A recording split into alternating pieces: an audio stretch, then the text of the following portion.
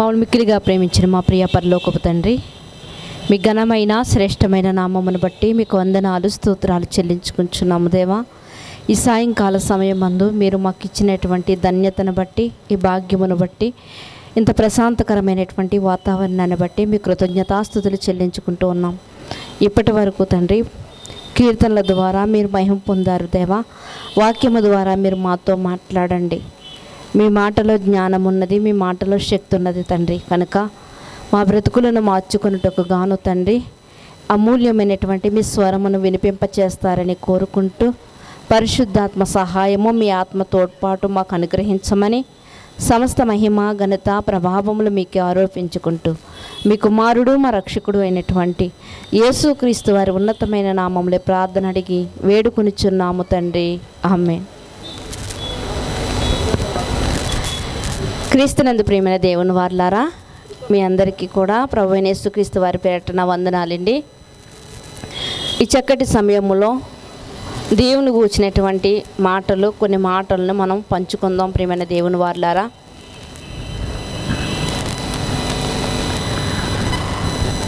ఈరోజు ప్రపంచంలో మనం ఎన్నో చూస్తూ ఉంటాం.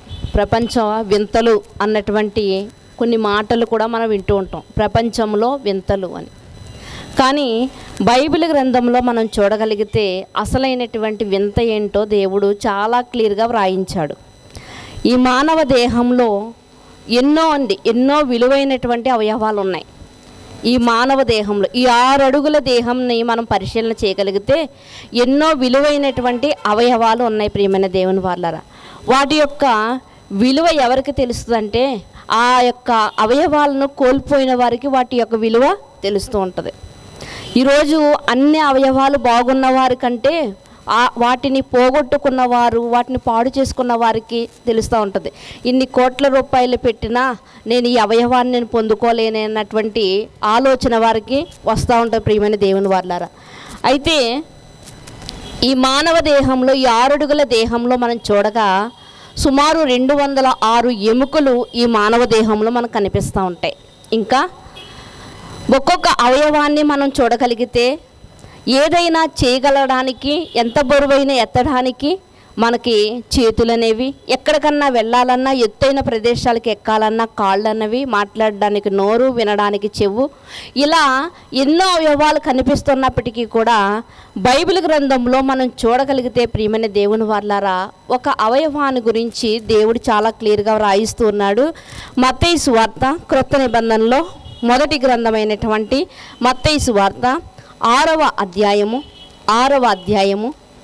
22వ వచనాన్ని మీరు చూడగలిగితే, మత్తయి సువార్త 6వ అధ్యాయము 22వ వచనాన్ని మీరు చూడగలిగితే, దేహమునకు దీపము కన్నే గనక, ఏమని చెప్తున్నాడండి ఇక్కడ? దేహమునకు దీపము ఏంటంటే అండి, కన్ను. కన్ను కన్నా పెద్దదైనటువంటి అవయవాలు ఉన్నాయి.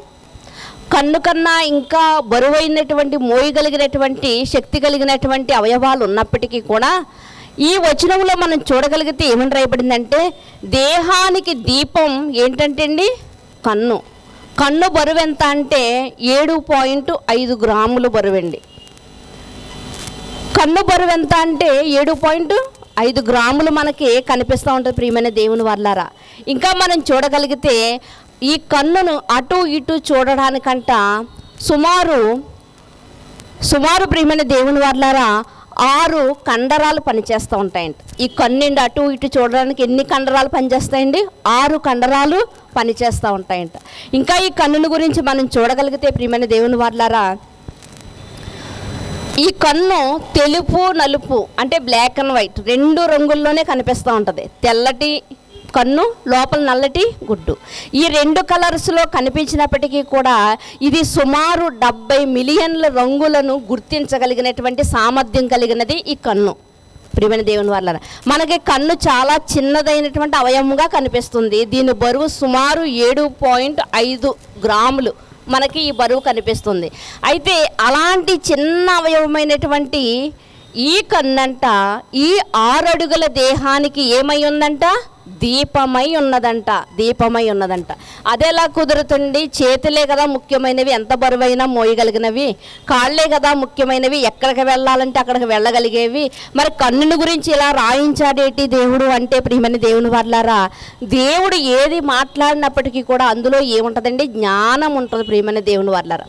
కనుక ఒక మాట ఒక పాఠంగా మనకి నేర్పిస్తూ ఉంటుంది ప్రియమైన దేవుని వాళ్ళారా.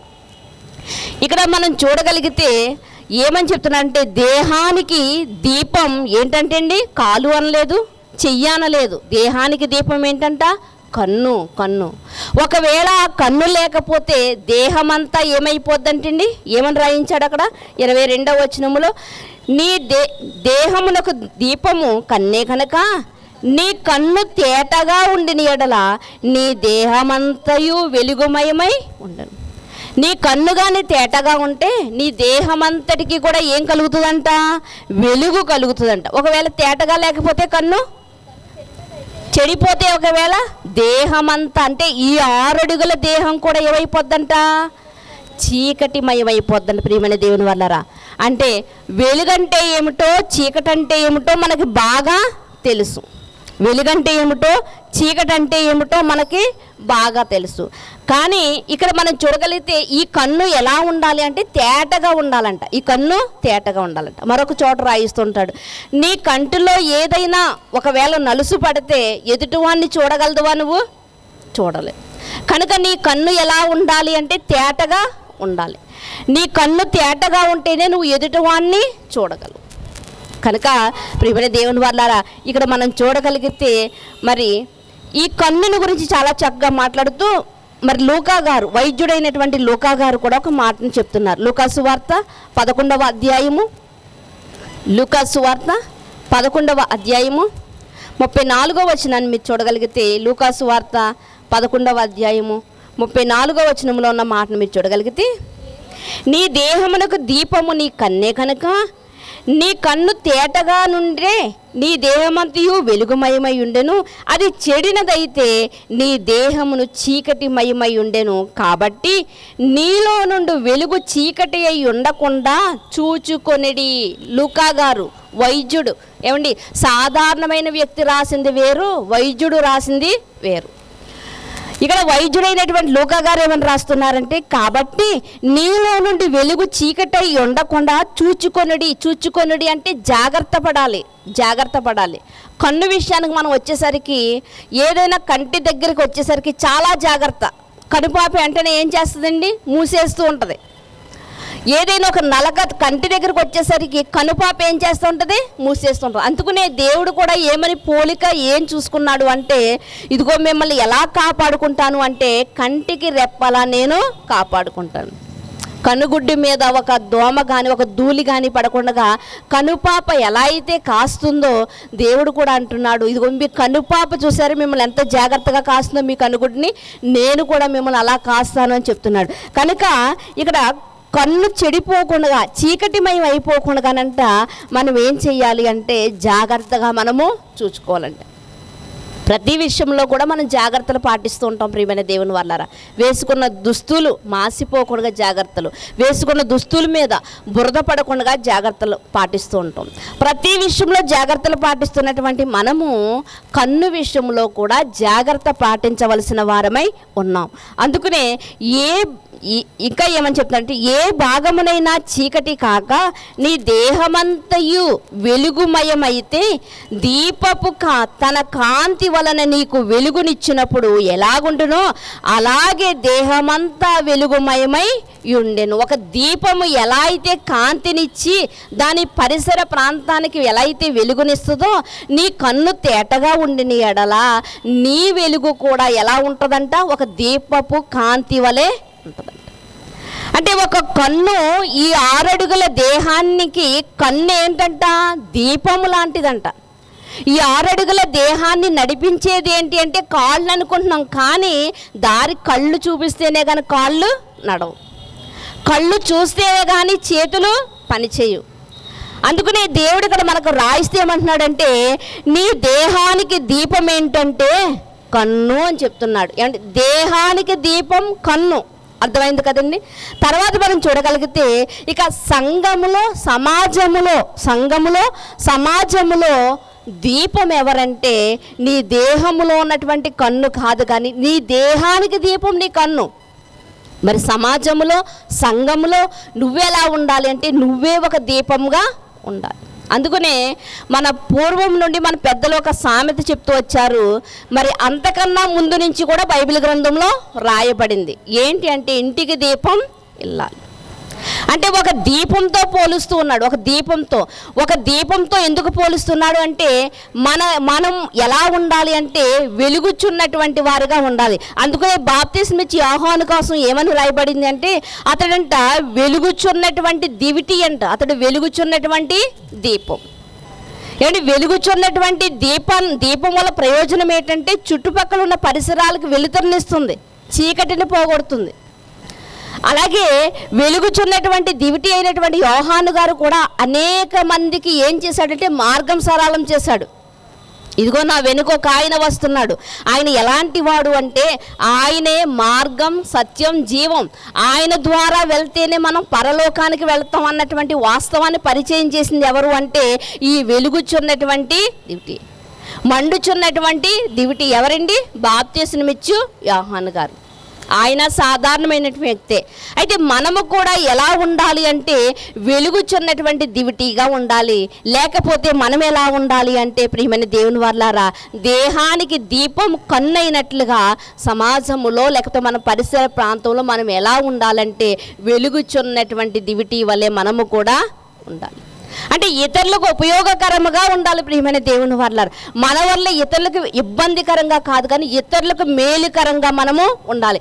అందుకనే ఒక క్రైస్తవ జీవితాన్ని దేవుడు ఏమని పోలుస్తున్నాడు అంటే మీరు ఉప్పై ఉన్నారు. దేనికి? లోకానికి ఉప్పై ఉన్నారు. లోకానికి మీరు ఉప్పై ఉన్నారు. ఉప్పుతో ఎందుకు పోలుస్తున్నాడు అంటే ప్రియమైన దేవుని వారలారా, ఉప్పు ఎలాంటిది అంటే రుచిని ఇచ్చేది. ఈరోజు సమాజంలో జీవిస్తున్నటువంటి మనము కూడా ఎలా ఉండాలంటే ఇతరులకు మేలుకరంగా, ఉపయోగకరముగా మనం ఉండాలి. మన నోటి మాట కానివ్వండి, మన క్రియలు కానివ్వండి, మరి ముఖ్యంగా దేహానికి దీపమైనటువంటి కన్ను కానివ్వండి, అంటే మన కన్ను దృష్టి కానివ్వండి ఎలా ఉండాలి అంటే ఇదిగో ఇతరులకు మేలుకరంగా ఉండాలి. ఎందుకు దేహంలో ఇంత గొప్ప అవయవాలు ఉన్నప్పటికీ చిన్న అవయవాన్ని దేవుడు ఎన్నుకున్నాడు అంటే ప్రియమైన దేవుని వారలారా, మనం చాలాసార్లు అనుకుంటూ ఉంటాం నేను అల్పురాలను కదా, నేను అయోగ్యురాలను కదా, నేను ఎందుకు పనికిరానటువంటి దాన్ని కదా అని మనం అనుకుంటాం. ఏంటి వీళ్ళేంటి అని చాలామంది మనల్ని చూసి వెర్రితనంగా అనుకోవచ్చు, కానీ అలాంటి వారిని దేవుడు ఎన్నుకుంటాడు. మన దేహంలో ఉన్నటువంటి ఒక చిన్న కన్నును దేవుడు ఎన్నుకున్నాడు ఈ దేహానికి దీపంగా నిలబెట్టడానికి. ఈరోజు అలాంటి పరిస్థితుల్లో ఉన్నటువంటి మనల్ని కూడా దేవుడు ఎన్నుకోబోతున్నాడు. ప్రియమైన దేవుని వారలారా, ఎక్కడో చేపలు పడుతున్నటువంటి సీమోను పేతురుని పిలిచాడు దేవుడు అంటే చూడండి. అసలు అలాంటి వారిని యేసుక్రీస్తు వారు అలాంటి వారితో సాంగత్యం చేస్తాడని ఎవరన్నా అనుకుంటారా? గత వారం మనం చదువుకున్నాం కదా, కురుపులతో నిండినటువంటి బీదవాడైనటువంటి అతి దరిద్రుడైనటువంటి లాజరు ఎక్కడికి వెళ్ళాడంటే అబ్రహాము రొమ్మున ఆనుకొనుటకు వెళ్ళాడని. అలాంటి వాడుని అబ్రహాము చేర్చుకుంటాడని మనం అనుకున్నామా? లేదు కదా. కనుక ఈ దేహమంతటిలో చిన్నవయమైనటువంటి ఈ కన్నును దేవుడు ఎన్నుకున్నాడు. ఈ దేహానికి అంతటికి వెలుగు దాని ద్వారా ఇవ్వాలనుకున్నాడు. ఈరోజు సమాజంలో మనం చిన్నవారమే కానివ్వండి, మనం లేనివారమే కానివ్వండి, తృణీకరింపబడిన వారం కావచ్చు, అయ్యో మాట్లాడడం రాదు అని అనుకోవచ్చు, కానీ అలాంటి మనల్ని దేవుడు ఎన్నుకోవాలనుకుంటున్నాడు. దానికి ప్రత్యేకమైనటువంటి మాదిరి ఎవరు అంటే ఇదిగో దేహానికి దీపము కన్నే. కనుక ప్రియమైన దేవుని వారలారా, ఇక్కడ మనం చూడగలిగితే మరొక మాటను మనం చూడగలిగితే చూడండి ఒకసారి కీర్తనల గ్రంథము 132వ అధ్యాయము, కీర్తనల గ్రంథము 132వ అధ్యాయము 17వ వచనాన్ని మీరు చూడగలిగితే 132వ అధ్యాయము 17వ వచనంలో ఉన్నటువంటి మాటను మనం చూడగలిగితే అక్కడ దావీదునకు కొమ్ము మొలవచ్చేసేదను, నా అభిషక్తుని కొరకు నేనచ్చట ఒక దీపమును సిద్ధపరిచి ఉన్నాను. ఇక్కడ దేవుడు మాట్లాడుతున్నటువంటి మాట ప్రియమైన దేవుని వారలారా, మనుషుల మాటలైతే నిమిషానికి ఒకసారి మారొచ్చండి, కానీ ఇవి దేవుడు రాయించిన మాటలు కనుక తరాలు గడిచిపోతున్నప్పటికీ కూడా ఇందులో మార్పు ఏమన్నా ఉందండి? గత సంవత్సరం వేరేగా ఉంది, ఈ సంవత్సరం వేరేగా ఉంది అనడానికి లేదు. ఇది దేవుడు రాయించినటువంటి గ్రంథం ప్రియమైన దేవుని వర్లారా. అలాంటి ఈ గ్రంథంలోని మరి దావీదు గారిని గురించి, యేసుక్రీస్తు వారిని గురించి మాట్లాడుతున్నటువంటి ఈ సందర్భాన్ని మనం చూడగలిగితే ఏమంటున్నాడు అంటే, దావీదును నేను ఒక దీపముగా నిలబెడతానంటున్నాడు. దావీదును దీపముగా నిలబెడతాం ఏంటి? దావీదును దీపముగా ఎలా నిలబెట్టాడు అంటే, నిజంగా మనం రాజుల గ్రంథాల్లోనికి వెళ్ళి మనం చూడగలిగితే చెడిపోయినటువంటి రాజులు ఏమంటే అందరూ చక్కగా పరిపాలన చేస్తారన్నది మనం అయితే చెప్పలేం. అందులో చాలామంది అండి స్టార్టింగ్లో చాలా చక్కటి పరిపాలన చేసి తర్వాత చెడిపోయినటువంటి వారు కూడా ఉన్నారు. చాలా చక్కగా పరిపాలన చేసిన వారు కూడా ఉన్నారు. వారికి ఇవ్వబడిన అధికారాన్ని వారు చక్కగా జాగ్రత్తగా వినియోగించుకున్న వారు ఉన్నారు. అయితే ఎవరిని గురించి రాయబడినప్పటికీ కూడా అక్కడ దావీదు అన్నటువంటి పేరును మనం చూస్తాం. ఇతడు తన పితరుడైన దావీదు వలె చక్కటి పరిపాలన జరిగించాడు అని ఉంటుంది. ఇతడు తన పితరుడైన దావీదు వలె ఉండకుండగా ఇదిగో చెడు మార్గమందు ఇతడు మార్గంలో నడిచాడు అన్నది కూడా మనం చూస్తాం. అంటే ఇక్కడ దావీదు గారిని ఆదర్శంగా దేవుడు చూపిస్తున్నాడు. అంటే దావీదు గారిని ఎలా చూపిస్తున్నాడు అంటే ఒక దీపముగా చూపిస్తున్నాడు, ఒక దీపముగా చూపిస్తూ ఉన్నాడు ప్రియమైన దేవుని వర్లారా. ఇంకా ఆయన గురించి మనం చెప్పాలి అంటే ప్రియమైన దేవుని వర్లారా, ఆయన గురించి మనం చెప్పాలంటే యేసుక్రీస్తు వారిని పరిచయం చేయాలంటే కూడా దావీదును వాడుకున్నాడు. ఏమంటే దావీదు ఎవరంటే గొర్రెల కాపరి. దావీదు ఎవరంటే గొర్రెల కాపరి. అంటే దేవుడు ఎలాంటి వారిని ఎన్నుకుంటాడంటే ఇటు వీళ్ళ అనుకుంటూ ఉంటాం మనం, కానీ వాళ్ళనే ఏం చేస్తాడంటే దేవుడు మూలరాయిగా చేయగలిగినటువంటి వాడు. అలాంటి వారినే మూల స్తంభంగా నిలబెట్టగలిగిన వాడు. అంటే దావీదు గారిని ఎలా చేశాడంటే ఒక దీపముగా చేశాడంట, ఒక దీపముగా చేశాడంట. దావీదు గారిని మనం చూడగలిగితే యేసుక్రీస్తు వారి యొక్క వంశావళిలోనికి వెళ్ళగలిగితే దావీదు కుమారుడైనటువంటి యేసుక్రీస్తు వారి వంశావళి అని రాయబడింది. అంటే యేసుక్రీస్తు వారిని ఎలా పరిచయం చేస్తున్నాడు? దావీదు దగ్గర నుంచి పరిచయం చేస్తున్నాడు. అంటే దావీదు గారిని ఎలా ఎన్నుకున్నాడు అంటే ప్రియమైన దేవుని వర్లారా, ఒక దీపముగా ఎన్నుకున్నాడు. దేహానికి దీపం కన్నైతే సమాజంలో నీ పరిసర ప్రాంతంలో నువ్వే ఒక దీపం కావాలి అనడానికి దేవుడు నిదర్శనంగా ఎవరిని చూపిస్తున్నాడు అంటే ఇక్కడ దావీదు గారిని మనకు చూపిస్తున్నాడు. అదే దావీదు గారిని గురించి మరొక మాటను మనం చూడగలిగితే చూడండి, రాజుల మొదటి గ్రంథము 11వ అధ్యాయము 36వ వచనంలో ఉన్న మాటను మీరు చూడగలిగితే 36వ వచనం, నా నామమును అక్కడ ఉంచుటకు నేను కోరుకొనిన పట్టణమైన యెరూషలేములో నా ఎదుట ఒక దీపము నా సేవకుడైన దావీదునకు ఎల్లప్పుడూ ఉండునట్లు అతని కుమారునికి ఒక గోత్రమును ఇచ్చేదను. ఏమన్నా అన్ని చోట్ల ఈ ప్రస్తావన అనేది మనకు కనిపించదు, కానీ కొన్ని చోట్ల దేవుడు చెబుతూ ఉన్నాడు. ఇక్కడ దేవుడే స్వయంగా చెబుతూ ఉన్నాడు.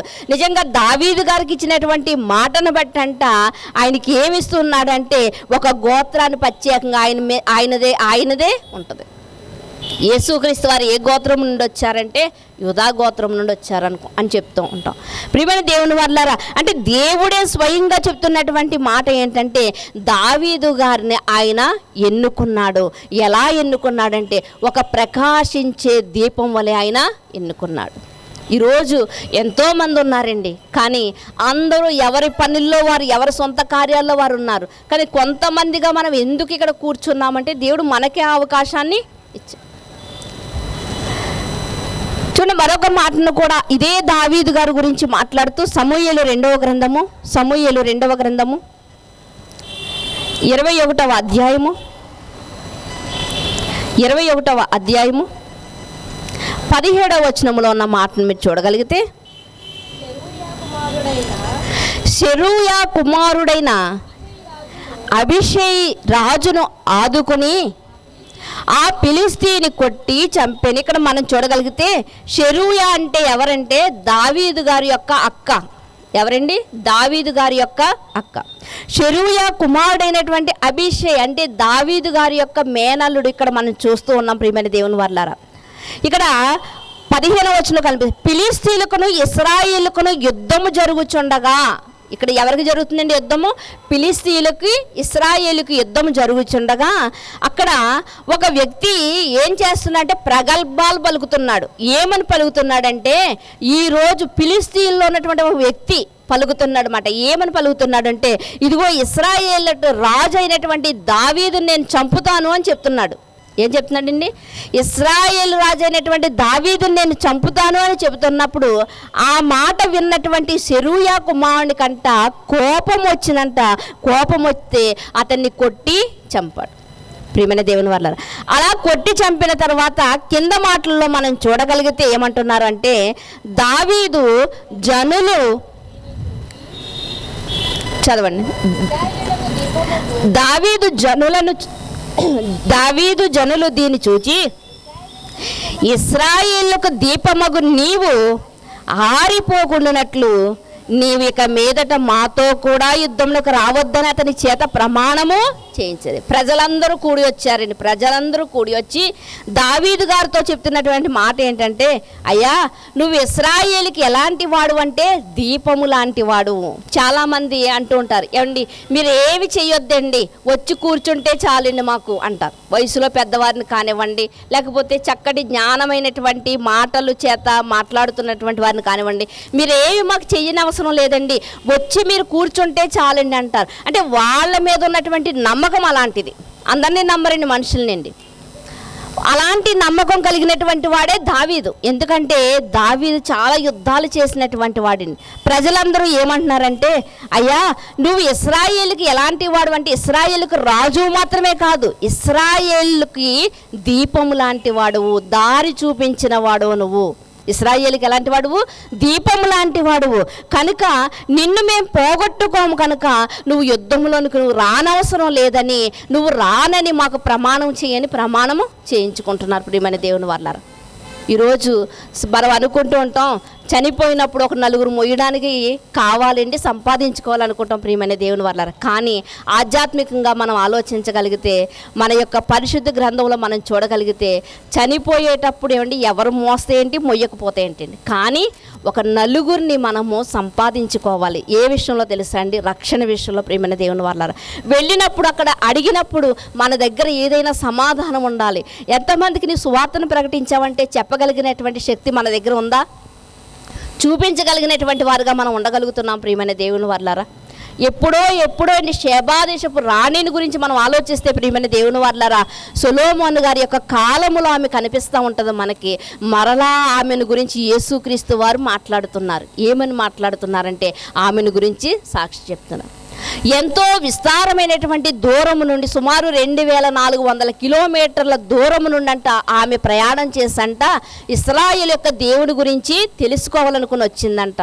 కానీ మీరు వినడానికి ఎందుకు రాలేదని ఆమె అంట నేరస్థాపన చేస్తుందంట మన మీద.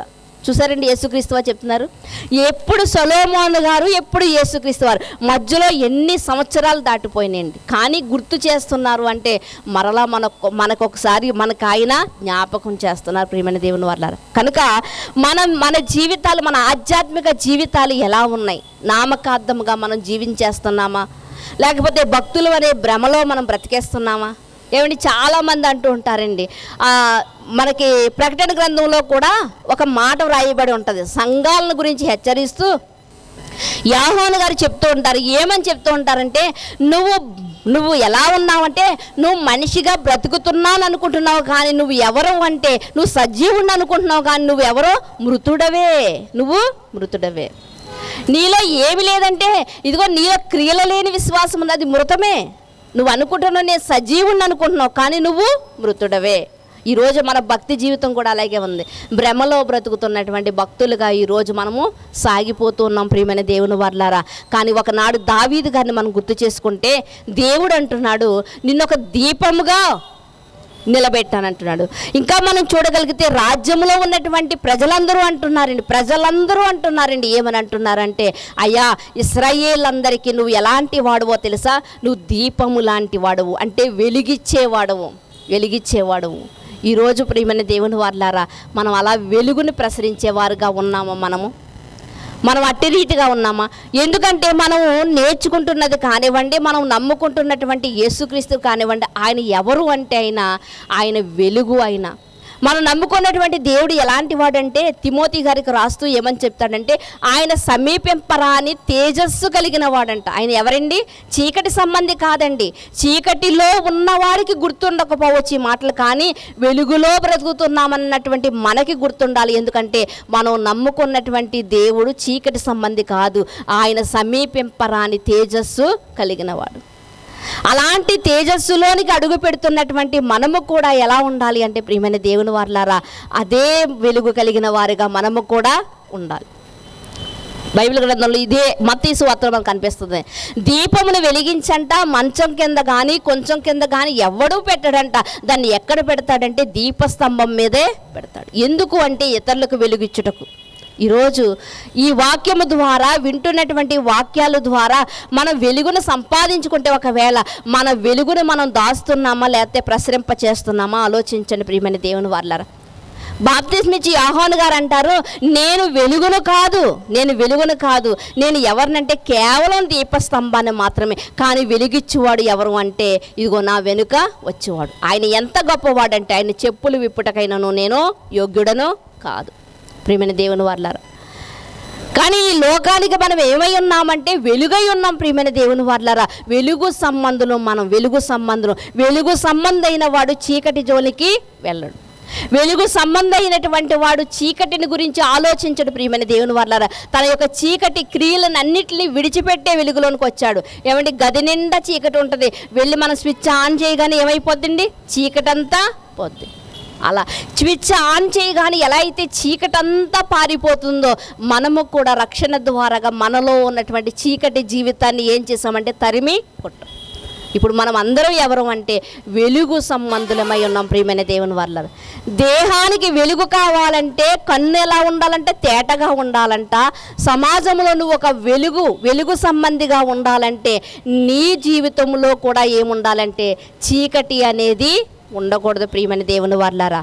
మరొక మాటను కూడా మనం చూడగలిగితే ఇదే సమూయేలు గ్రంథము 22వ అధ్యాయము 29వ వచనంలో మాటను కూడా మీరు చూడగలిగితే, యెహోవా నీవు నాకు దీపమై ఉన్నావు, యెహోవా చీకటిని నాకు వెలుగుగా చేయును. చాలండి.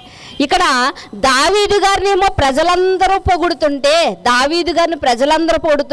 దావీదు గారు మాత్రం ఏమని చెప్తున్నారంటే, దేవా నీవే వెలుగై ఉన్నావు, నీ వెలుగులో నా చీకటి బ్రతుకు ఏమైపోయిందంటే నా చీకటి బ్రతుకంతా కూడా పోయింది, నేను వెలిగింపబడ్డాను. అంటే దావీదు గారి యొక్క జీవితంలో ఈ మాటను బట్టి మనం చూడగలిగితే అతనిలో ఎంత తగ్గింపు స్వభావం ఉన్నదో మనకే కనిపిస్తోంది ప్రియమైన దేవుని వారలారా. కనుక ఈరోజు అలాంటి భక్తులైనటువంటి వారిని హెబ్రీ పత్రిక 12వ అధ్యాయంలో 1వ వచనంలో రాయబడినట్లుగా అలాంటి భక్తులైన వారంట మేఘ సమూహం వలె మన చుట్టూ ఉన్నారంట. కనుక అలాంటి వారిని మనం జ్ఞాపకం చేసుకుంటున్నప్పుడు వారు దివిటీల వలె వెలిగారా? ఎలా వెలిగారు? వారి యొక్క మార్గం ఎలా ఎంచుకున్నారు? ఏమండి, మంచి చెడు, చీకటి వెలుగు, ఇవన్నీ మనకు కనిపిస్తున్నాయి కదండి. చీకటిలో వెళ్ళడానికి మనమే ఇష్టపడం కదా, వెలుగులో నడవాలనుకుంటాం కదా, మంచిలోనికి వెళ్ళాలనుకుంటాం కదా, చెడు జోలికి వెళ్ళకూడదు అనుకుంటాం కదా. అంటే అన్నీ మన కళ్ళ ముందే దేవుడు పెట్టాడు, నిర్ణయం నీదే అని చెప్పాడు. అలా నిర్ణయం మనదే అని చెప్పినప్పుడు, మంచిది చెడు ఇది అని చెప్పినప్పుడు, ఎందుకంటే చాలామంది మంచి దగ్గరికి రాలేకపోతున్నారు అంటే చీకటికి అలవాటు పడిపోయారు ప్రియమైన దేవుని వారలారా. అందుకునే వెలుగులోనికి రాలేకపోతున్నారు ప్రియమైన దేవుని వారలారా. వెలుగు ప్రకాశిస్తుంది అంటే వారు ఏం చేస్తున్నారంటే వారి యొక్క చీకటిలోనే వారు దాగుకుని ఉంటున్నారు. మరొక మాటను మనం చూడగలిగితే ఇక్కడ కొరింథీయులకు రాసినటువంటి 2వ పత్రిక, అపోస్తలుడైనటువంటి పౌలు గారు కొరింథీయులకు రాసినటువంటి 2వ పత్రిక 4వ అధ్యాయము 4వ వచనం, ఎందుకు జనులు చీకటిలో నుండి వెలుగులోనికి రాలేకపోతున్నారు, ఆశ్చర్యకరమైనటువంటి ఆయన వెలుగులోనికి ఎందుకు రాలేకపోతున్నారు అంటే ప్రియమైన దేవుని వారలారా, ఇక్కడ చాలా చక్కగా మరి రాయించినటువంటి మాట. కొరింథీయులకు రాసినటువంటి 2వ పత్రిక 4వ అధ్యాయము 4వ వచనంలో ఉన్నటువంటి మాటను మీరు చూడగలిగితే ఏమని రాయబడిందో చూడండి.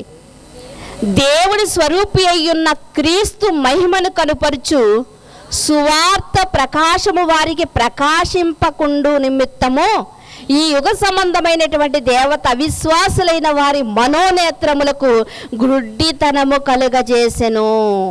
అంధకారములో నుండి వెలుగు ప్రకాశించునుగా కానీ పలికిన దేవుడే తన మహిమను గూర్చి జ్ఞానమును యేసుక్రీస్తునందు వెల్లడిపరచుట మా హృదయంలో ప్రకాశించను. వాళ్ళు అవకాశం ఇచ్చారు, వారు హృదయాలనంట వెలుగుకు అవకాశం ఇచ్చారంట. ప్రియమైన దేవుని వల్ల ఇక్కడ మనం చూడగలిగితే చీకటిలో ఉన్నవారు చాలామంది వెలుగులోనికి రాలేకపోతున్నారు. అంటే ఎందుకు రాలేకపోతున్నారు అంటే వారి మనోనేత్రాలకు ఏం కలిగిందంట?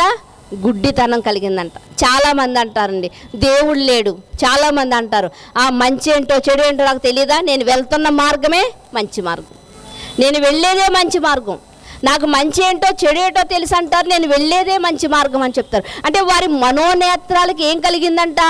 గుడ్డితనము కలిగిందంట. ప్రియమైన దేవుని వారలారా, చాలామంది వస్తువులు కొనేటప్పుడు కూడా కొనేసిన తర్వాత ఆ వస్తువు పోయిందనుకోండి, అప్పుడు అనుకుంటున్నటువంటి మాట ఏంటంటే ఇంత గుడ్డిగా కొనేసినేంటి వస్తువుని చూడకుండా. అలాగే జీవితం చాలా చాలా నాశనం అయిపోయిన తర్వాత అనుకునే మాట ఏంటంటే ఏంటి ఇంత గుడ్డితనంలోనికి నేను వెళ్ళిపోయానేటి. ఆ రోజు యేసుక్రీస్తు వారు కూడా మరి సమీప గ్రామాలన్నీ ఆయన బోధిస్తున్నప్పటికీ కూడా కొంతమంది అంట ఆ చివరిలో కొంతమంది ఏమంటారంట, అయ్యో ప్రభువా మమ్మల్ని కూడా తీసుకెళ్ళి, మేము కూడా మీ మాటలు విన్నాం, మమ్మల్ని కూడా తీసుకెళ్ళినప్పుడు యేసుక్రీస్తు వారు ఏమంటారంట, మీరెవరో నాకు తెలియదు. ఏమంటే ఆ రోజు మరి గతించినటువంటి వారం మనం చదువుకున్నాం కదా, ధనవంతుడికి లాజరు తెలుసంట, ధనవంతుడికి పితరుడైనటువంటి అబ్రహాము తెలుసంట. కానీ తెలిసి కూడా ఏం చేశాడండి? రాలేకపోయాడు. తన యొక్క లగ్జరీ జీవితాన్ని వదిలిపెట్టి రాలేకపోయాడు. అంటే తన కన్నులకు కలిగినటువంటి గుడ్డితనం వల్ల అతడు మంచి ఏంటో చెడు ఏంటో తెలుసుకోలేకపోయాడు. ప్రియమైన దేవుని వాళ్ళారా, తను వెళ్తున్నటువంటి మార్గం తనకు మంచిదనుకున్నాడు. చివరికి ఆ మార్గం ఎక్కడికి వెళ్ళింది అంటే యాతన పడే స్థలానికి తీసుకువెళ్ళింది. దేవుడు మనకి ఇంకా ఆయుష్ కాలాన్ని ఇచ్చాడు, ఇంకా ఆరోగ్యాన్ని ఇచ్చాడు అంటే ప్రియమైన దేవుని వాళ్ళారా ఇంకా అవకాశం ఇచ్చాడనే మనం చెప్పుకోవాలి. ఇంకా అవకాశం ఇచ్చాడని ఈ అవకాశాన్ని మనం సద్వినియోగం చేసుకోలేదు. మన కన్నులకు కలిగినటువంటి గుడ్డిదనాన్ని మనం పోగొట్టుకోవాలి. ప్రియమైన దేవుని వాళ్ళారా, మన కన్నులకు ఏదైతే గుడ్డితనం కలిగి ఉందో ఆ గుడ్డితనాన్ని మనం పోగొట్టుకోవాలి.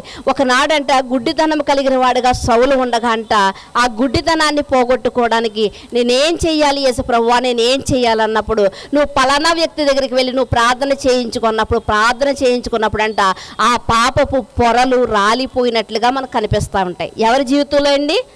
సౌలు గారి జీవితం. ఆ సౌలు గారే పౌలుగా మారాడు. పాత జీవితంలో చచ్చిపోయినటువంటి సౌలు గారు నూతన జీవితంలో పౌలుగా ఎంతో సువార్త సేవను సాగించినటువంటి వాడిగా మనకు కనిపిస్తూ ఉంటాడు. ప్రియమైన దేవుని వాళ్ళారా, అంటే మన నేత్రాలకు కలిగినటువంటి గుడ్డితనము పోవాలి. ప్రియమైన దేవుని వాళ్ళారా, ఆ నేత్రాలకు కలిగినటువంటి ఆ గుడ్డితనం పోవాలంటే మనం ఎలా ఉండాలి? ప్రియమైన దేవుని వాళ్ళారా, మరొకసారి మరొక మాటను మనం చూడగలిగితే చూడండి, రాజుల గ్రంథము మొదటి గ్రంథము 6వ అధ్యాయము, రాజుల గ్రంథము మొదటి గ్రంథము 6వ అధ్యాయము 17వ వచనాన్ని మీరు చూడగలిగితే, రాజుల గ్రంథము మొదటి గ్రంథము 6వ అధ్యాయము 17వ వచనాన్ని. అయితే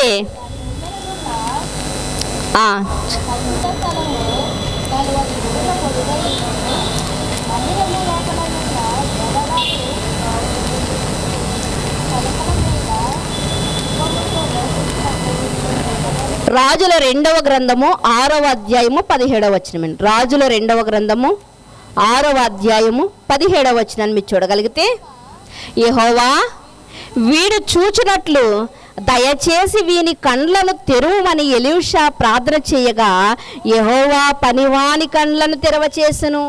అతడు చూస్తున్నాడండి, అలానే అతడు గుడ్డివాడేమీ కాదు. ఇందాక చదివినటువంటి మాటలో కూడా గుడ్డివాడు కాదు. అంటే కొంతమందికి ఇదిగో ఇక్కడ మనం చూడగలిగితే ఎవరండి? సేవకుని యొక్క కన్నులు కనిపిస్తున్నాయి, కానీ దేవుడి యొక్క వెలుగు సంబంధమైనటువంటి క్రియలు కనిపించట్లేదు. దేవుడి యొక్క వెలుగు సంబంధమైనటువంటి క్రియలు కనిపించట్లేదు కనుక తన యజమానుడి దగ్గరికి వచ్చి, అయ్యా అందరూ చుట్టుముట్టారు, అందరూ చుట్టుముట్టేశారు, ఇంకా మనము లేమింకా, మనం చనిపోతాం, మనం ఈ యుద్ధంలో మనం చనిపోతాం, మనల్ని రక్షించడానికి ఎవ్వరు లేరని భయపడుతూ వణుకుతూ చెప్తున్నప్పుడు ఎలీషా గారు ఏమని ప్రార్థన చేస్తున్నారంటే, యెహోవా వీడు చూచునట్లు వీడి కన్నులు తెరవచేయము. అంటే చూస్తున్నాడు కానీ దేవుడు చెప్తున్నటువంటి కన్నులేంటి ప్రియమైన దేవుని వాళ్ళారా? అలాగే ప్రకటన గ్రంథంలో కూడా వినగల చెవి అంటాడు. అందరికీ చెవులు ఉన్నాయండి, అంటే అందరికీ చెవులు ఉన్నప్పటికీ కూడా వినగల చెవి అని ఎందుకు అంటున్నాడంటే అన్ని చెవులు వినే చెవులు కాదు. అందుకనే తిమోతి పత్రికలో దురద చెవులు కలిగిన వారు అంటే వాక్యానికి చెవినివ్వనటువంటి చెవులు కూడా ఉంటాయి. అలాగే దేవుడి యొక్క అద్భుత కార్యాలు చూడనిటువంటి కన్నులు కూడా ఉంటాయి. వారినే ఏమని చెప్తున్నాడు అంటే గుడ్డివారు అని చెప్తున్నాడు. ప్రియమైన దేవుని వాళ్ళారా, వారు ఎవరంటే అండి గుడ్డివారు. అందుకనే ఎలీషా ప్రార్థన చేస్తూ, యెహోవా వీడు చూచినట్లు వీని కన్నులు తెరవచేయము. అప్పుడు అంతవరకు ఇతను ఏం చూస్తున్నాడంటే చుట్టూ ఉన్నటువంటి సైన్యాన్ని చూస్తున్నాడు. ఎవరండి? శిష్యుడు. చుట్టూ ఉన్నటువంటి సైన్యాన్ని చూసి భయపడుతున్నాడు.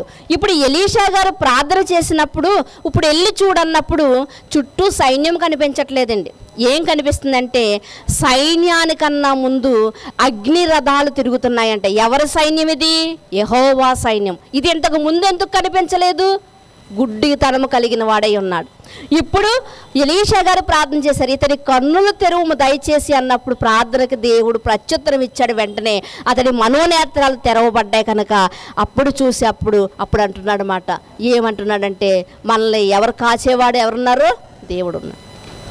యెహోవా మనల్ని కాయడానికి ఆయన సిద్ధంగా ఉన్నాడని వాని పనివాని కండ్లను తెరవచేసిన కనుక వాడు ఎలీషా చుట్టూ పర్వతమును అగ్ని గుర్రముల చేత రథముల చేత నిండి ఉండుట చూచెను. చూసారా ప్రియమైన దేవుని వాళ్ళారా?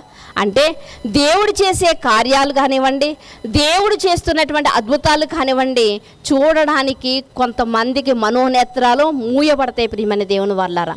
అందుకనే చూడండి, కొంతమంది బండి నడిపేటప్పుడు కూడా మనం అంటూ ఉంటాం, వాడు చూస్తూనే నడుపుతూ ఉంటాడు. కానీ మనం వాడిని అనే మాట ఏంటంటే కళ్ళు నెత్తి మీదకి ఎక్కాయా అని మాట్లాడుతుంటాం. సామెతల గ్రంథంలో కూడా ఇదే మాట ఉంటుంది, కన్నుల నెత్తికెక్కిన వాని యొక్క తరము. ప్రియమైన దేవుని వాళ్ళారా, ఈరోజు మనం ఇలాంటి పదాలు కొన్ని చోట్ల మనం ఎందుకు ఉపయోగిస్తున్నామంటే ఆల్రెడీ మనం ఆ మాటలు అలవాటులోనే ఉన్నాయి. అందుకనే బైబిల్ గ్రంథంలో మనం చూడగలిగితే ప్రియమైన దేవుని వాళ్ళారా, మన కన్నులు ఎలాంటి కన్నులై ఉన్నాయి అంటే చూడలేనట్టి కన్నులుగా ఉన్నాయి. అందుకనే మరి యేసుక్రీస్తు వారు కూడా పరిసయ్యులు సద్దుకయ్యులు వీళ్ళ విషయంలో కూడా అదే చెప్తూ ఉంటారు. వీళ్ళు ఎలాంటి వారు అంటే భక్తి పరులు అనుకుంటారంట. వీళ్ళు ఎలాంటి వారు అంటే దేవునికి అన్నీ ఇస్తున్నాం అనుకుంటారంట, కానీ ఇవ్వవలసిన హృదయాన్ని మాత్రం వారు ఇవ్వరంట. ఇస్తున్నాం అనుకుంటున్నారు కానీ ఇవ్వవలసినది ఇవ్వట్లేదంట. దురద చెవులు కలిగిన వారు, నేత్రాలు గుడ్డితనము కలిగిన వారు అంటే బైబిల్ భాష అందరికీ అర్థం కాదండి. అందుకనే బైబిల్ని ఒక పజిల్ లాంటిది అంటారు ప్రియమైన దేవుని వాళ్ళారా.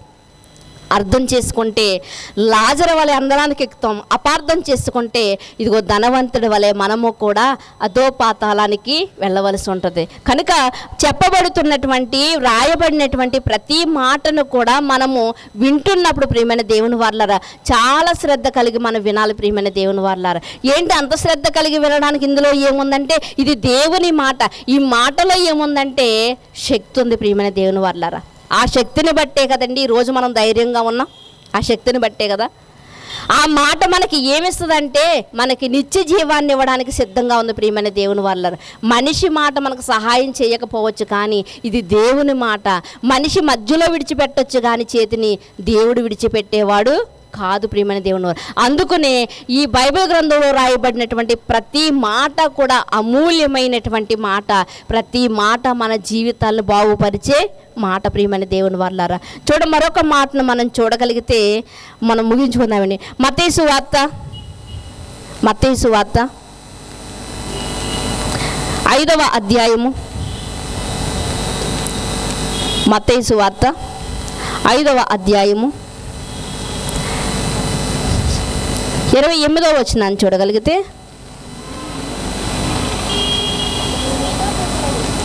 నేను మీతో చెప్పినది ఏమనగా ఒక స్త్రీని మోహపు చూపుతో చూచు ప్రతివాడు అప్పుడే తన హృదయమందు ఆమెతో వ్యభిచారం చేసిన వాడగును. ఇక్కడ మనం చూడగలిగితే ఏమని చెప్తున్నాడండి, మనకి మన చట్టాన్ని మనం చూడగలిగితే తప్పు జరిగిన తర్వాత, ఆధారాలు ఉన్న తర్వాత, సాక్ష్యాలు దొరికిన తర్వాత అతడు తప్పు చేసినట్లుగా నిర్ధారణ జరుగుతుంది, అంతే కదండి. కానీ బైబిల్ భాషలో మనం చూడగలిగితే ఏమంటున్నాడు అంటే, ఒక స్త్రీని నువ్వు ఎప్పుడైతే మోహపు చూపుతో చూస్తావో అప్పుడే నీ హృదయంలో నువ్వేం చేసావు, పాపం చేసావు. అందుకనేనండి మనకున్నటువంటి చట్టము దేవునికి ఉన్నటువంటి చట్టానికి చాలా వ్యత్యాసం ఉంటుంది. మనిషి పాపం చేసిన తర్వాత ఆధారాలు దొరికితే, సాక్ష్యాలు దొరికితేనే అతడు తప్పు చేసిన వాడు. కానీ దేవుని చట్టం నీ హృదయంలో నువ్వు అనుకుంటే చాలు అంటున్నాడు ప్రియమైన దేవుని వాళ్ళరా. ఒకనాడు మనకి తెలిసింది లూసిఫర్ దేవదూత, మనం చూస్తూ ఉంటాం బైబిల్ గ్రంథంలో కూడా. ఎక్కడ అనుకుందంటే మనసులో అనుకుందంట, దేవునితో పాటు నేను కూడా సమానముగా సింహాసనం మీద కూర్చుంటే ఎంత బాగుండు అని మరొక దేవదూతతో కూడా అనలేదండి. తన మనసులో అనుకుందంట, అదే తప్పుగా ఎంచబడింది ప్రియమైన దేవుని వాళ్ళారా. క్రిందికి తోయబడింది, తన మహిమను పోగొట్టుకుంది ప్రియమైన దేవుని వాళ్ళారా. అందుకనే భయం కలిగినటువంటి వారుగా మనం ఉండాలి. ఎందుకంటే ఒక మనిషి వినకపోవచ్చు మన మాటలు, ఒక మనిషి చూడకపోవచ్చు మన తప్పిదాలు, కానీ చూసేవారు ఎవరండి? ఎల్లప్పుడూ దేవుని కనుదృష్టి ఎవరి మీద ఉంది? మన మీద. మనం మాట్లాడే ప్రతి మాటకి మనం లెక్క చెప్పాలి. మనం చూసే చూపు ఇక్కడ ఎవరు రాయబడిందంటే మోహపు చూపు ప్రియమైన దేవుని వాళ్ళారా. అందుకనే మనకి యోబు గారు ఏమని చెప్తూ ఉంటారంటే, నా కన్నులకు నేను నిబంధన చేసుకున్నాను అంటాడు. కన్నులకు నిబంధన చేసుకున్నాడంట. నోటికి నిబంధన చేసుకోగలుగుతున్నామా? కన్నులకు నిబంధన చేసుకోగలుగుతున్నామా? మన చేతులకు నిబంధన చేసుకోగలుగుతున్నామా? మన కాళ్ళకు నిబంధన చేసుకోగలుగుతున్నామా? యోబు గారు కన్నులకు నిబంధన చేసుకున్నాడంట. అందుకనే అతడు ఒక భక్తుడిగా మనం చెప్పుకుంటున్నాం. ఒకనాడు ఇలా కన్నులకు నిబంధన చేసుకోలేదు కాబట్టే పాపంలో పడిపోయాడు దావీదు. ఒకనాడు కన్నులకు నిబంధన చేసుకోలేదు కాబట్టి కన్ను ఆశించిన దాన్ని అన్నిటినీ కూడా పొందుకున్నాడంటే ఎవరండి? సొలొమోన్, మహారాజు అయినటువంటి సొలొమోన్. కన్ను ఏదైతే ఆశించిందో దాన్ని అంతటినీ పొందాడంట ప్రియమైన దేవుని వాళ్ళారు. అందుకనే ప్రసంగి గ్రంథంలో బుద్ధి వచ్చిన తర్వాత ఏమని మాట్లాడుతున్నాడు అంటే, ఇదిగో కన్ను ఆశించిన దాని చోటికి మనసును వెళ్ళనివ్వకూడదు అంటాడు. అప్పటికి అన్నీ అయిపోయినాయండి. బుద్ధి వచ్చిన తర్వాత అంటున్నాడు, నా కన్ను వెళ్ళిన చోటుకి నేను వెళ్ళనిచ్చాను కాబట్టి నా మనసు ఏం చేసింది? కన్ను చూసింది. మనసు ఏం చేసింది? అది పొందుకుంటే బాగుంటుంది అనుకుంటుంది. దేహమంతా పాపంలో పడిపోయింది, దేహమంతా చీకట్లో పడిపోయింది. కనుక సొలొమోన్ గారు చెప్తా ఉంటారు, ఇదిగో అడియాసలు కలిగి తిరుగుతుందంటే ఏంటంట? మనసు అంట. కనుక అలాంటి మనసుకు కళ్ళెం వేయాలి, అంటే మనసుకు నిర్బంధం చేయాలంటే కన్ను చూసిందల్లా దానిని మనం కన్ను ఏదైతే చూసిందో వాటన్నిటిని కూడా పొందాలన్నటువంటి ఆశ మనం విడిచిపెట్టాలి. కన్ను ఎన్నో చూస్తూ ఉంటుంది, అందుకనే దానికి ఏం చేయాలంటే నిర్బంధం పెట్టాలి. అందుకనే మరి యోబు గారిని మనం చూడగలిగితే, నా కన్నులకు నేను ఏం చేశాను అంటున్నాడు? నా కన్నులకు నేను నిర్బంధం పెట్టానంటున్నాడు. అంటే ఏది చూస్తే దాన్ని నా కన్నులు ఆశించిన దాని దగ్గర నేను వెళ్ళిపోలేదు అంటున్నాడు. అలా వెళ్ళిపోయాడు కాబట్టి సొలొమోను గారు చివరిలో మనం చూడగలిగితే దేవుని యొక్క కోపానికి గురైన వాడుగా మనకు కనిపిస్తూ ఉంటాడు ప్రియమైన దేవుని వాళ్ళారా. ఇక్కడ మనం చూడగలిగితే ఏమని చెప్తున్నారంటే, ఆ కింద వచనంలో మనం చూడగలిగితే 28వ వచనం నుంచి కిందకి, నేను మీతో చెప్పినది ఏమనగా, ఒక స్త్రీని మోహపు చూపుతో చూచు ప్రతి వాడు అప్పుడే తన హృదయమందు ఆమెతో వ్యభిచారం చేసిన వాడగును. నీ కుడి కన్ను నిన్ను అభ్యంతరపరిచిన ఎడల దాన్ని పెరికి నీ యొద్ద నుండి పారవేయము. నీ దేహమంతయు నరకములో పడవేయబడకుండా నీ అవయవములో ఒకటి నశించుట నీకు ప్రయోజనమే కదా. ఏమంటున్నాడండి? నిన్ను ఒకవేళ అభ్యంతరపరుస్తుందా నీ కన్ను? నిన్ను అభ్యంతరపరిస్తే నీ కన్ను దాన్ని పెరికి వేయము అంటున్నాడు ప్రియమైన దేవుని వాళ్ళారా. ఏమంటే మన ఇళ్ళల్లో, మన గృహాల్లో ఉన్నటువంటి ఒక వస్తువు లేకపోతే ఒక వైరు కానివ్వండి, ఒక వైరు కరెంటు పాస్ అవుతుంది అనుకోండి, దాన్ని మనం వాడతామండి, ప్రక్కన పెట్టేస్తూ ఉంటాం. ఒక వస్తువు మనకి ఇబ్బందికరంగా ఉందనుకోండి, దాన్ని ఏం చేస్తాం? మనం పక్కన పెట్టేస్తాం.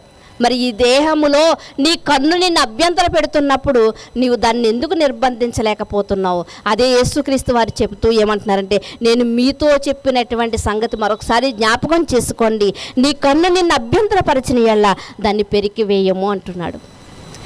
పౌలు గారి జీవితాన్ని మనం చూడగలిగితే అతనికి వివాహం అనేది అభ్యంతర కారణంగా ఉందంట. అందుకని ఆయన ఏం చేశాడండి? వివాహమే చేసుకోవడం మానేశాడంట. ఆయన సహోదరుడి కంట ఈయన మాంసం తినడం ఇబ్బందికరంగా ఉందంట. సహోదరుడికి ఏం చేశాడంట? మాంసం తినడం మానేస్తాడంట. ప్రియమైన దేవుని వల్ల కనుక మనం ఆలోచించగలిగితే, ఒకవేళ నీ దేహములో అవయవం ఏదైనప్పటికీ నిన్ను ఇబ్బంది పెడుతుందా, చీకటిలోనికి లాగుతుందా, ఆ అవయవం విషయంలో నువ్వు ఎలా ఉండాలి అంటే చాలా జాగ్రత్త కలిగి నీవు ఉండాలి. ప్రియమైన దేవుని వల్ల ధనవంతుడు చేసినటువంటి తప్పేమీ లేదండి. ప్రతిరోజు సుఖపడుతున్నాడంట. ఆలోచిస్తే ఆ యొక్క విషయాన్ని మనం ఆలోచిస్తే అతడు ఆజ్ఞను అతిక్రమించినట్లుగా మనకు కనిపిస్తుంది కదా. అలాగే ఈ కన్ను విషయంలో కూడా మనం చూడగలిగితే, ప్రియమైన దేవుని వారలారా, నీకు అభ్యంతర కారణంగా ఉందా? ఎందుకంటే నీ కన్ను ఎప్పుడు ఎలా ఉండాలంటే తేటగా ఉండాలి. మన కంటిలో నలిసిపడింది అనుకోండి, ఎదుటివాడిని మనం స్పష్టంగా చూడగలమా? చూడలేం. అందుకనే నీ కంటిలో ఉన్నదాన్ని ముందు క్లీన్ చేసుకో. అప్పుడు ఎదుటివాని కంటిలో ఉన్నది ఏంటో నీకు తెలుస్తుంది.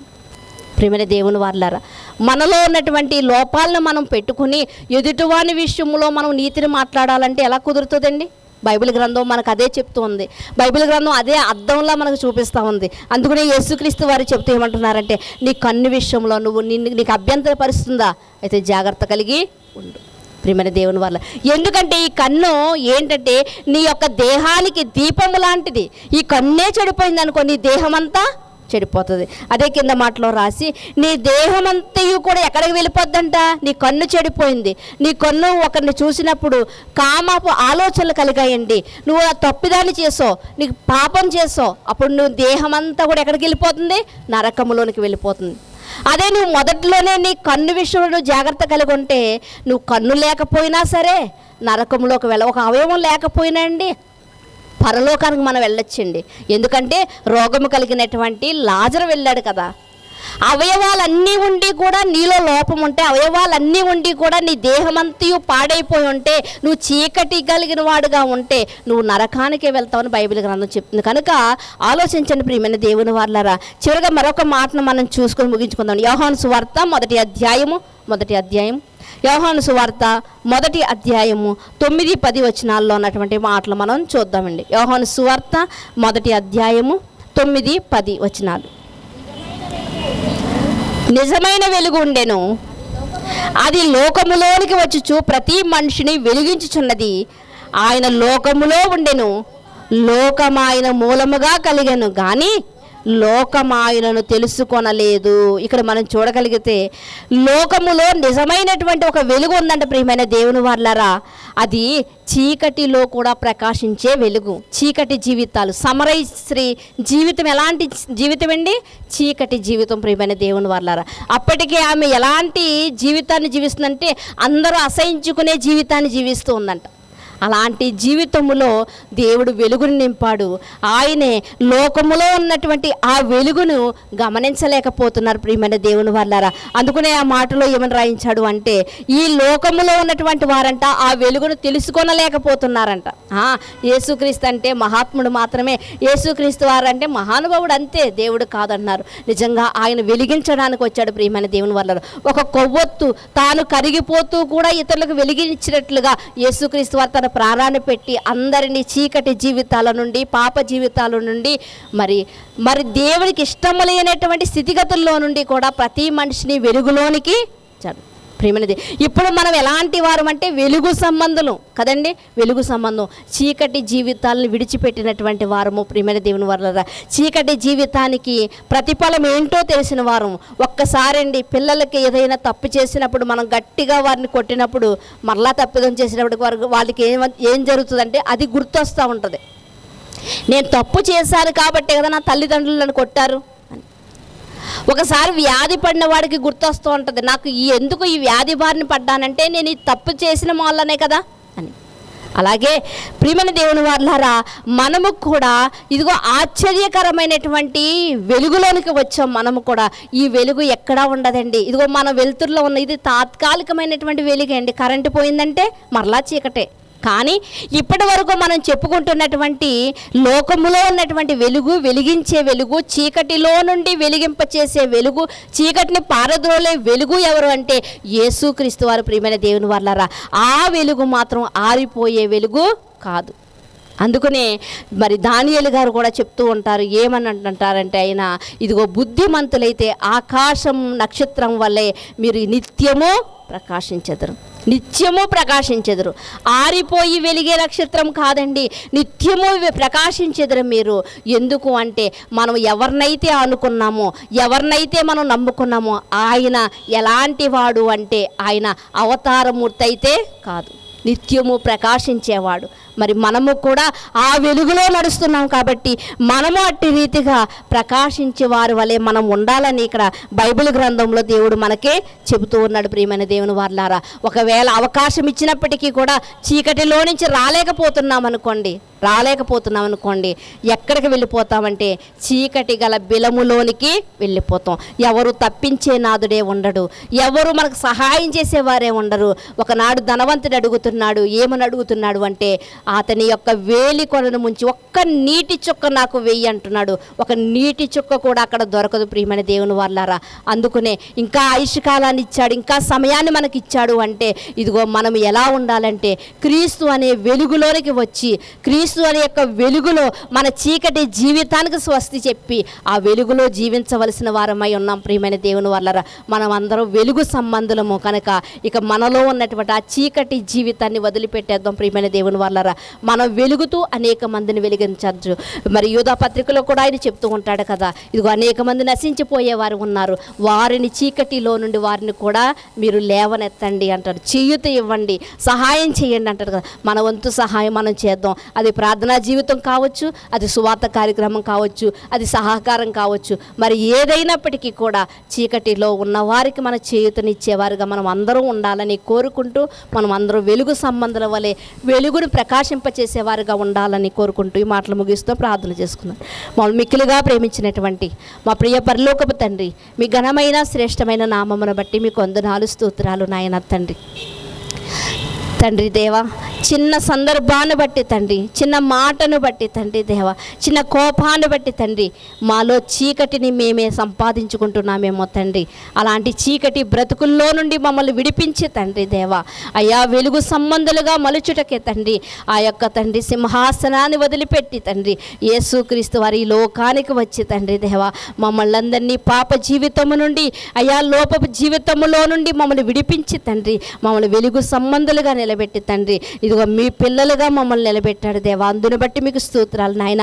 మేము ఏ పాటి వారము తండ్రి, ఎన్నిక లేనటువంటి వారము తండ్రి, అయినప్పటికీ మీరు మమ్మల్ని ఎంచుకున్నారు కాబట్టే తండ్రి దేవా అయ్యా మమ్మల్ని వెలిగిస్తూ ఉన్నారు దేవా తండ్రి.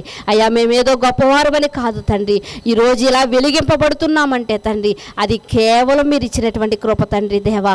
అయ్యా తండ్రి మా వెలుగును తండ్రి దేవా దాచిపెట్టి వారి వలె మేము ఉండుకుండగా తండ్రి అనేకులకు తండ్రి దేవా అయ్యా తండ్రి మేలుకరంగా తండ్రి ఉపయోగకరంగా మేము ఉండడానికి సహాయం చేస్తారని కోరుకుంటూ తండ్రి దేవా మైక్ శబ్దం ద్వారా విన్న ప్రతి ఒక్క బిడ్డని మీ జ్ఞాపకం చేసుకోండి దేవా. ఇంకా ఎందరైతే చీకటి బ్రతుకుల్లో బ్రతుకుతూ ఉన్నారో తండ్రి, ఇంకా తండ్రి దేవా తండ్రి ఎవరైతే తండ్రి దేవా నీకు ఇష్టం లేని స్థితిగతుల్లో ఉన్నారో తండ్రి అటు వారి మీ జ్ఞాపకం చేసుకుని తండ్రి దేవా అయ్యా రక్షణ ఆనందం దయచేయండి దేవా తండ్రి. అయ్యా రక్షణ వెలుగును వారి మీద ప్రకాశింపచేయమని కోరుకుంటూ తండ్రి అయ్యా నీతి సూర్యుడమైనటువంటి మా దేవా అయ్యా మాపై ఉదయింపచేసి తండ్రి దేవా అయ్యా తండ్రి మమ్మల్ని మరలా తండ్రి దేవా ఆధ్యాత్మిక జీవితంలో తండ్రి మరొక్కసారి బలపరిచి తండ్రి మరొక్కసారి వెలిగించమని కోరుకుంటూ తండ్రి దేవా వచ్చిన మీ పిల్లలందరినీ తండ్రి దేవా మీరే తండ్రి దేవా మీ ఆశీర్వాదము చేత నింపమని చిన్న బిడ్డలు మొదలుకొని వృద్ధుల వరకు తండ్రి దేవా మీరే కాచి కాపాడండి. వాతావరణం వల్ల తండ్రి దేవా ఎటువంటి తండ్రి అపాయములు లేకుండా సహాయం చేస్తారని కోరుకుంటూ బలహీనలు బలపరచమని కోరుకుంటూ సమస్తమైన మహిమా ఘనత ప్రభావములు మీకే ఆరోపించుకుంటూ మీ కుమారుడు మరక్షకుడు నీతి సూర్యుడు యేసుక్రీస్తు వారి అతి శ్రేష్టమైన నామములో ప్రార్థన అడిగి వేడుకొనిచున్నాము పరమ తండ్రి. ఆమేన్. శ్రద్ధగా ఉన్నటువంటి మీ అందరికీ ప్రభుపేట వందనాలండి.